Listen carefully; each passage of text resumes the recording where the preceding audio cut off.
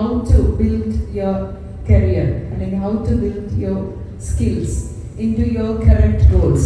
Design thinking analysis എന്നാണ് ഞങ്ങൾ പറയുക. അതായത് നിങ്ങളുടെ ഇൻ്റലിജൻസും പാഷനും മൈൻഡ് മാപ്പിങ്ങിലൂടെ കണ്ടെത്തി നിങ്ങൾ കറക്റ്റായിട്ട് ഗൈഡ് ചെയ്യാം. അത് നമ്മൾ കുറേ സെഷൻ കഴിഞ്ഞു. സൈബർ സെക്യൂരിറ്റി, അതുപോലെ ഒരുപാട് പല പല മേഖലയിലുള്ള ആൾക്കാരെ നമ്മളിവിടെ കണ്ടു. സോ ഇതിൽ നിന്നൊക്കെ നമുക്ക് കിട്ടിയൊരു പാഠം എന്താണ്? നമ്മൾ we have to be ready to the market, അല്ലേ? അതാണ് നമ്മുടെ ഫ്യൂച്ചർ കോഡിംഗ് ക്ലബുകളുടെ മെയിൻ ഉദ്ദേശം. ഇവിടെ മെയിൻലി കമ്പ്യൂട്ടർ സയൻസ് സ്റ്റുഡൻസ് ആണ്. So I was also a computer science students, pass out in 2009. And later on എൻ്റെ പാഷനും എൻ്റെ ഇൻ്റലിജൻസും മനസ്സിലാക്കി ഇങ്ങനെ ഒരു ഫീൽഡിലേക്ക് ഞാൻ പോയി. I am very happy and successful, I could say. അപ്പോൾ നിങ്ങൾ എപ്പോൾ നിങ്ങളെ കണ്ടെത്തി and when you build your self, that is നിങ്ങളുടെ പ്രൊഫൈൽ കറക്റ്റായിട്ട് കണ്ടെത്തിയാൽ it's very easy to get in to the market. അപ്പോൾ നേരത്തെ നമ്മൾ കേട്ട ഒരുപാട് സെഷൻസിൽ ഒരുപാട് കോഴ്സസ് ഇന്നുണ്ട്. You all are graduates, you all are post graduates, knowledge wise data എല്ലാം ഉണ്ട്. പക്ഷേ what makes you difference, what makes U unique, അവിടെയാണ് നിങ്ങൾ എന്താണ് മാർക്കറ്റിൽ റെഡി ആവുക. So many courses future is giving, and what you have to do is find which is your masterpiece. അത് നിങ്ങളുടെ മനസ്സിലുള്ള ഇത് ഏതാണെന്ന് കണ്ടെത്തി അതിന് കറക്റ്റായിട്ട് ട്രെയിൻ ചെയ്യാം. ഒരുപാട് മേഖലകളുണ്ട്. ടെക്നോളജി വൈസ് നോക്കുകയാണെങ്കിൽ അതിനെക്കുറിച്ച് പഠിച്ച് ഒരു മേഖല സെലക്ട് ചെയ്ത് അതിലേക്ക് പോവുക. അങ്ങനത്തെ സെഷൻസ് ആണ് നമ്മൾ ചെയ്യുന്നത്. നിങ്ങളെ പോലെ IDC എല്ലാ പ്രോഗ്രാംസും നമ്മൾ ചെയ്യുന്നുണ്ട്. സോ കൂടുതൽ ഞാൻ ഡിസ്കസ് ചെയ്യുന്നില്ല. I am going to moderate the session. And first of all will give a small introduction of my all our panelist. അപ്പോൾ നിങ്ങൾക്ക് എല്ലാവർക്കും പല അറിവുകൾ കിട്ടാനാണ്. സോ വളരെ ഷോർട്ട് ആൻഡ് ക്രിസ്പായി, നമുക്കറിയാം വിശക്കുന്നുണ്ടാവും, food is ready there, and you know when we urge for something, we have to do it. So that's why I'm just passing over to Yahya Khalid sir-നോടാണ് ആദ്യത്തെ ക്വസ്റ്റ്യൻ. കാരണം നമ്മൾ നേരത്തെ കേട്ടു 26 years of experience. Age പറയാൻ പാടില്ല എന്നുള്ളതാണ്. But I would like to say എനിക്കൊരു 10 വയസ്സൊക്കെ ആയപ്പോൾ സർ തുടങ്ങിയിട്ടുണ്ട്. So we will start with him because you know നമ്മുടെ ഇന്നത്തെ ടോപ്പിക് തന്നെ ശരിക്കും എന്താണ്? Bridging the skill gaps, preparing the next generation of software professionals എന്നുള്ളതാണ് നമ്മുടെ തീം, അല്ലേ? അപ്പോൾ നമുക്ക് എപ്പോഴും തുടങ്ങാൻ എന്താണ്? വാട്ട് വാസ് അവർ ബിഫോർ എന്നുള്ളതിന് തുടങ്ങാം, അല്ലേ? സാറിൻ്റെ ഒരു 26 experience, what was the technology and IT at that time, and what do you feel difference right now working in Calcitech? ഇതാണ് ഞങ്ങൾക്ക് അറിയേണ്ട first question. When I started, കൂടുതലും പറഞ്ഞാൽ ലാംഗ്വേജസ് കൂടുതലും ഞാൻ കൂടുതലും എംബഡഡ് സ്പേസ് ആയിരുന്നു. അന്ന് ആപ്ലിക്കേഷൻ സ്പേസ് ഇത്രയും ഡെവലപ്ഡ് അല്ല. കാര്യം കൂടുതലും നമ്മൾ അങ്ങനത്തെ പ്രോഗ്രാമിങ്സും ഇതൊക്കെ ആയിരുന്നു. ഇപ്പം lot of new languages like Java. അന്ന് നമ്മൾ ഫേസ് ചെയ്യുന്ന ഒരുപാട് ചാലഞ്ചസ് നമുക്കിപ്പം ലൈക്ക് C++ എല്ലാം everything we have to do. Memory management അങ്ങനെയുള്ള എല്ലാ സാധനങ്ങളും ഇല്ലെങ്കിൽ we worry about. When you come to languages like Java and lot of things are already taken care of. So you can spend your effort thinking about how to develop more things on that application side. അല്ലാതെ ബാക്കിയുള്ള അതിൻ്റെ താഴത്തുള്ള കാര്യങ്ങളെക്കുറിച്ച് ഒരുപാട് പറയേണ്ട ആവശ്യമില്ല. Because lot of things are technically you just need to be aware of those things. അപ്പോൾ അതാണ് ഒരു വലിയ ഡിഫറൻസ് ഇപ്പോൾ പറയുന്നത്. പിന്നെ ദെൻ ആസ് നമ്മൾ പറയുക സൈബർ ഇഷ്യൂ ആണ്. നമുക്കങ്ങനെ സൈബർ സെക്യൂരിറ്റി കാര്യങ്ങളൊന്നും what all we should when we are doing some coding, what all we should be careful at our level. Coding level എന്തൊക്കെ നമ്മൾ ശ്രദ്ധിക്കണം. So that cyber security issues are not there. അങ്ങനെയുള്ള കാര്യങ്ങളൊക്കെ ഇപ്പോൾ കൂടുതൽ ശ്രദ്ധിക്കുന്നു. And then ഇപ്പോൾ cloud technologies ഉണ്ട്, AI ഉണ്ട്, അങ്ങനെ കുറേ ഒരുപാട് ഉണ്ട്. നമ്മളിപ്പം അന്ന് നമ്മളുടെ പറയുന്നത് what is the difference between a man and a machine. അന്ന് നമ്മുടെ അപ്പോൾ ഒരു എക്സാമ്പിൾ ആയിട്ട് എപ്പോഴും പറയാറ്, to tell a man to go and buy stamp from post office, he will go buy it and come back. If you tell a machine to go buy a stamp from the post office, he will go buy the stamp and stand there because he does not know what to do next. Because we are not given the instructions to come back. Another technology. But now, if you look at the machine, he will go buy stamp. If I tell the machine to go buy stamp from the post office, he will go and buy the stamp from the post office and he will ask me back. Last 2 times you told me to go buy stamp and come back. But this time you have not told me that. Should I really come back or not? Our intelligence is the machine developed because he is analyzing the back data. So we were told that okay, you have to give all the instructions clearly, tell what you want. So that's one of the changes we have. Yeah. Thank you, sir. Actually, coding എന്ന് പറഞ്ഞാല് നമ്മൾ ആദ്യം പറഞ്ഞില്ലേ, first വന്നപ്പോൾ പറഞ്ഞു it's A language അല്ലേ, ഇംഗ്ലീഷിനെ പോലത്തെ ഒരു ലാംഗ്വേജ് ആണ്. Of course it has A language.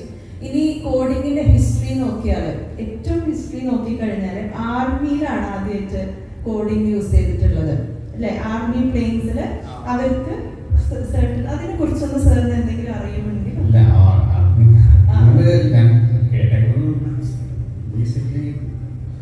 Initially ഒരുപാട് കാൽക്കുലേറ്റേഴ്സ് അങ്ങനത്തെ കുറെ സാധനങ്ങളാണ് ഇനീഷ്യൽ കോഡിംഗ് എന്ന് പറയുന്നത്.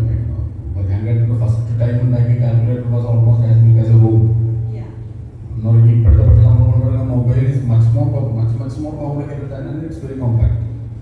അപ്പം അന്ന് അങ്ങനെയാണ് നമ്മൾ പല ഇതും സ്റ്റാർട്ട് ചെയ്തേക്കണം. അതിനെക്കുറിച്ച് എനിക്ക് അധികം ഇൻഫർമേഷൻ ഇല്ല. From that primitive, it was simply started as a calculator. From there it started and കാര്യം ഒരു ഫസ്റ്റ് നമ്മുടെ ലോജിക്ക് ഡെവലപ്പ് ചെയ്ത ആ ഒരു ഡിവൈസ് ആണ് 1+1=2 എന്ന് പറയുന്ന ഒരു ഓപ്പറേഷനാണ് നമ്മുടെ ആദ്യത്തെ ഇന്റലിജന്റ് ഓപ്പറേഷൻ എന്ന് പറയുന്നത്. നമുക്ക് ഒരിക്കലും അതിന് മുമ്പ് ചിന്തിക്കാൻ പറ്റില്ലായിരുന്നല്ലോ. ഈ machine can add and give us so to do mathematical operations. That was the first thing I did.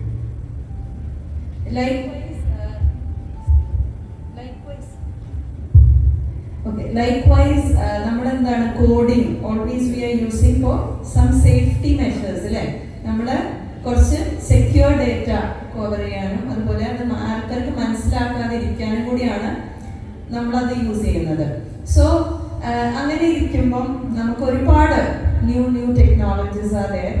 And വേറൊരു ഫീൽഡിനെ കുറിച്ചാണ് ഇനി നമ്മൾ ഡിസ്കസ് ചെയ്യാൻ പോകുന്നത്. ഓഫ് കോഴ്സ് നിങ്ങളെല്ലാവരും ഇവിടെ ഉള്ളത് ബ്രിഡ്ജിങ് ദ ഗ്യാപ്പ് അല്ലേ. ബ്രിഡ്ജിങ് ദ ഗ്യാപ്പ് എന്ന് പറഞ്ഞാൽ എന്താ, നിങ്ങൾ എഡ്യൂക്കേറ്റഡ് ആയിട്ട് നിങ്ങൾ മാർക്കറ്റിലേക്ക് പോകുമ്പോൾ the first thing you need is you have to crack the interview. അല്ലെങ്കിൽ നിങ്ങൾ എന്താണ്, you will be interviewed by an HR അല്ലേ. ഒരു HR ആണ് നിങ്ങളെ ചെയ്യുക. അപ്പം നമുക്കിവിടെ ഒരു വുമൻ ഓൺട്രപ്രണർ ഉണ്ട്. As you say, I'm always looking for women entrepreneurs to develop women entrepreneurs. So I'm very happy to invite Ashwati here. And Ashwati, can you please tell about your journey, how you came into DMT, and what are the things you are doing here? Hello, good afternoon everyone. Journey actually, I did my post graduation MBA. അതൊക്കെ കഴിഞ്ഞപ്പോൾ നമ്മൾ HR ഫീൽഡിൽ ഒരു HR മാനേജറായിട്ട് കിട്ടി, അങ്ങനെ work ചെയ്തു. അപ്പോൾ തൊട്ടൊരു interest ഉണ്ടായിരുന്നു ഒരു കമ്പനി സ്റ്റാർട്ട് ചെയ്യണം. കാരണം നമ്മൾ അതിനെപ്പറ്റിയാണല്ലോ പഠിക്കുന്നത്. ഒരു കമ്പനി സ്റ്റാർട്ട് ചെയ്യണം, ജസ്റ്റ് ഒരു ഇൻട്രസ്റ്റ്. പക്ഷേ ആ ഇൻട്രസ്റ്റ് സത്യത്തിൽ ഒരു പാഷൻ പോലെ ആയത് once after the marriage and especially I got kids and I have twin. So I struggled a lot. എൻ്റെ കരിയർ എല്ലാം all of a sudden സ്റ്റോപ്പായി. അങ്ങനെ നിൽക്കുമ്പോൾ ഒരു 4 years ആക്ച്വലി ഫുള്ളി ബ്ലൈൻഡ് ആയിരുന്ന ഒരു ടൈമായിരുന്നു. അപ്പോൾ പഠിച്ചതൊക്കെ ഓർമ്മയില്ല. പിന്നെ എന്താ പറയുക, നമുക്ക് അസലായിട്ട് കമ്മ്യൂണിക്കേഷനൊക്കെ ഈവൻ സീനിയേഴ്സ് CEO ഓണേഴ്സിൻ്റെ ഒക്കെ അടുത്ത് നമ്മൾ നന്നായി സംസാരിച്ചു, ഈവൻ ഡിബേറ്റ്സ് ഒക്കെ ചെയ്തിരുന്നായിരുന്നു. പക്ഷെ ഓൾ ഓഫ് എ സഡൻ നമ്മൾ ഒന്നിലും പാർട്ടിസിപ്പേറ്റ് ചെയ്യാതിരിക്കുന്ന ഒരു കാലഘട്ടത്തിൽ വി ലൂസ്ഡ്. നമുക്ക് നമ്മളെല്ലാം ഹോപ്പ് പോവും, അങ്ങനെയൊക്കെ ഒരു സിറ്റുവേഷനായി. അതുകൊണ്ട് നമ്മളെപ്പോഴും അപ്ഡേറ്റഡ് ആയിരിക്കണം, അത് പറഞ്ഞു തന്നെ. അങ്ങനെ ഒരു സിറ്റുവേഷൻ വന്നപ്പോഴാണ് I thought, and after once my kids started going to school, I just started. നമ്മൾ ആരും പുഷ് ചെയ്യില്ല. നമുക്ക് സക്സസ് വേണമെന്നുണ്ടെങ്കിൽ നമ്മൾ തന്നെ പോകണം. Listen everything. അവർ പറയുന്നത് ഇവർ പറയുന്നത് ഒക്കെ കേട്ടിട്ട് നമ്മുടെ ഓൺ ഡിസിഷനാണ് എടുക്കേണ്ടത്. That matters. ആ ഡിസിഷന് എപ്പോഴും വാല്യൂ ഉണ്ടാവും. അങ്ങനെ ഓൺ ഡിസിഷൻ എടുക്കുകയാണെന്നുണ്ടെങ്കിൽ അതിന് നമുക്ക് അപ്ഡേറ്റ്സ് വേണം, സ്റ്റഡീസ് വേണം, നമുക്ക് അറിയണം. ഞാൻ തന്നെ എന്നെ അപ്ഡേറ്റ് ചെയ്തു. ഞാൻ പഠിച്ച കാര്യങ്ങളൊക്കെ എനിക്ക് ഒന്നുകൂടി ബ്രഷപ്പ് ചെയ്യണമായിരുന്നു. ഞാൻ തന്നെ ചെയ്തു. I even work as A recruitment consultancy as A recruiter. അപ്പോൾ കുറേ പേര് എൻ്റെ അടുത്ത് ചോദിച്ചു, HR ആയിട്ട് വർക്ക് ചെയ്തതിന് ശേഷം പിന്നെ എന്തിനാ HR മാനേജറായിട്ട് ഇരുന്നതിന് ശേഷം റിക്രൂട്ട്മെന്റ് കൺസൾട്ടൻസിയിൽ എന്തിനാ വർക്ക് ചെയ്തതെന്നൊക്കെ ചോദിച്ചു. എനിക്ക് വേണമായിരുന്നു, എനിക്കൊരു കമ്പനി സ്റ്റാർട്ട് ചെയ്യണമായിരുന്നു, അതുകൊണ്ട് ഞാൻ ചെയ്തു. അങ്ങനെ നമ്മൾ തന്നെ പുഷ് ചെയ്ത് വരിക. നമുക്ക് സക്സസ് എവിടെയെങ്കിലുമൊക്കെ വരും, നമ്മളൊരു സ്റ്റെപ്പ് എടുത്ത് വെച്ച് കഴിഞ്ഞാൽ. പിന്നെ അത് മാത്രമല്ല, മെയിനായിട്ട് ഇന്നത്തെ ജനറേഷനും കൂടെ എനിക്ക് പറയാറുണ്ട്, നമുക്കൊരു മോട്ടോ അല്ലെങ്കിൽ ഒരു ഗോൾ വേണം. ഗോൾ ലൈഫിൽ ഇല്ലെങ്കിൽ നമുക്ക് ആഗ്രഹം ഉണ്ടായിട്ട് കാര്യമില്ല. ആഗ്രഹം നമ്മുടെ ആർജൻസി അതൊക്കെ അനുസരിച്ച് ലൂസ് ആവും. അവിടെ എവിടേക്ക് പോകുമ്പോൾ നമുക്ക് എന്തെങ്കിലും ഒരു ബാഡ് സിറ്റുവേഷൻ വന്നു കഴിഞ്ഞാൽ നമ്മൾ ആഗ്രഹം ചിലപ്പോൾ നമ്മൾ ഡ്രോപ്പ് ചെയ്യും. പക്ഷേ ഒരു ഗോൾ ഉണ്ടെങ്കിൽ ആ ഒരു ബാഡ് സിറ്റുവേഷൻ കഴിഞ്ഞാലും നമ്മൾ ആ ഗോളിലേക്ക് പോകും. വലിയ ഗോളൊന്നുമല്ല, ഷോർട്ട് ഗോൾ. ഫോർ എക്സാമ്പിൾ, ഇത് കഴിഞ്ഞിട്ട് ഇപ്പോൾ എന്താ ചെയ്യേണ്ടത്? എനിക്കൊരു for example for you students, once after the completion you want to get into a new profession അല്ലേ? അപ്പോൾ ആ പ്രൊഫഷനിലേക്ക് വരാനായിട്ട് എഡ്യൂക്കേഷൻ ആഫ്റ്റർ നമ്മൾ എഡ്യൂക്കേഷനിൽ ഒന്നുമല്ല പഠിക്കുന്നത്. പ്രൊഫഷണൽ ആയിട്ടുള്ള കാര്യങ്ങൾ ഒന്നും കൺസേൺ. കാരണം സാറിന് അറിയാമായിരുന്നു, ഫ്രഷേഴ്സൊക്കെ വരുമ്പോൾ അതൊന്നും അപ്ഡേറ്റഡ് അല്ല. അപ്ഡേറ്റഡ് ആവണമെന്നുണ്ടെങ്കിൽ നമ്മുടെ മാർക്കറ്റ് അറിയണം. പിന്നെ എന്തൊക്കെയാണ് ഇപ്പോൾ എല്ലാവരും പറയാനായിട്ടില്ലേ കുറേ ടെക്നോളജീസ് എല്ലാം ഇസ് ദർ. ആർക്കൊക്കെ അറിയാമായിരുന്നു ആ ടെക്നോളജീസിനെ പറ്റി? കോഡിങ്ങിൻ്റെ പല സ്കോപ്പും അതൊക്കെ ഉണ്ടെന്ന് ആരാ മാർക്കറ്റ് റിസർച്ച് ചെയ്യുന്നത്? പഠിച്ചത് നിങ്ങൾ മകപ്പ് ചെയ്തല്ലാതെ ഒരു മാർക്കറ്റ് റിസർച്ച് ചെയ്യണം before you get in to a profession and you want a goal that must. പിന്നെ ഒരു HR പെർസ്പെക്റ്റീവിൽ പറയുകയാണെങ്കിൽ what is HR? HR is a person who stands in between an employer and an employee. Always മാനേജ്മെൻറ്റിനോട് inclination ഉള്ള ഒരു person ആണ് who works for the employees. അപ്പോൾ HRM എല്ലാം വരുന്നത് കുറേ കാര്യങ്ങൾ വരാണ്ട്. ഇറ്റ്സ് എ വേഴ്സ് subject. I am not dealing with that on this please. HRM അല്ല റിക്രൂട്ട്മെൻറ്റിനെ കുറിച്ച് പറയാം. Recruitment comes under HR acquisition. അതിൽ കുറേ കാര്യങ്ങളുണ്ട്, പ്ലാനിങ്, പ്ലേസ്മെൻറ്റ്. അപ്പോൾ റിക്രൂട്ട്മെൻറ്റിൽ വരുമ്പോൾ ഫോർ യു സ്റ്റുഡൻസ് റിക്രൂട്ട്മെൻറ്റിനെ കുറിച്ച് പറയുകയാണെങ്കിൽ ഒന്ന് രണ്ട് ടോപ്പിക്സ് ഞാൻ അവിടെ നോട്ട് ചെയ്ത് വെച്ചിട്ടുണ്ടായിരുന്നു പറയണമെന്ന് വിചാരിച്ചിട്ട്. റിക്രൂട്ട്മെൻറ്റിൽ നമ്മൾ പഠിച്ചിറങ്ങിയതിന് ശേഷം നിങ്ങൾ എന്താ ചെയ്യേണ്ടത്? പഠിച്ചിട്ട് വന്നിട്ട് ഉള്ളതല്ല, ഒരു ഡയറക്റ്റ്ലി ഒരു റെസ്യൂംസി അതൊക്കെ ഉണ്ട്. പക്ഷെ നമ്മളൊരു മാർക്കറ്റ് റിസർച്ച് ചെയ്യണം. നമുക്ക് എന്താവണം? ഒരു ചെറിയൊരു ഗോൾ എന്താവണം? എന്തിലേക്കാണ് ഞാൻ പോകണ്ടേ? ആര് ഹെൽപ്പാണ് ഞാൻ എടുക്കേണ്ടത്? പലരോടും ചോദിച്ചോളൂ, കുഴപ്പമില്ല. എന്നിട്ട് നിങ്ങൾ നിങ്ങളുടെ ഓൺ ഡിസിഷൻ എടുക്കും. നിങ്ങൾക്കൊരു ഡിസിഷൻ വേണം. അതാണ് ഇപ്പോഴത്തെ ജനറേഷനിൽ ഇല്ലാത്തത്. ഡിസൈഡ് ചെയ്യാൻ നിങ്ങൾ അറിയണം. അച്ഛൻ പറയുന്നത് അമ്മ പറയുന്നതല്ല, എല്ലാം കേൾക്കണം. അച്ഛൻ പറയുന്നത് കേൾക്കണം, അമ്മ പറയുന്നത്, relatives, and take a decision by your self. And after that അങ്ങനെ ഒരു ഗോൾ ഉണ്ട് എങ്കിൽ ആ ഗോളിലേക്ക് വേണ്ടി പോകണം.